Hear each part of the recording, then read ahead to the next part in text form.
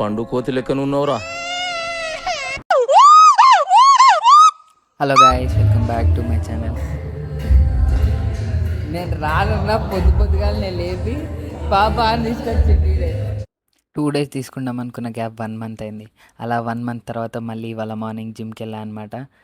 మార్నింగే 5:30కి ఫోన్ చేసి రారా జిమ్కి వెళ్దాం అని సాగుగొట్టి మరి నన్ను జిమ్కి తీసుకెళ్ళాడు మా ఫ్రెండ్.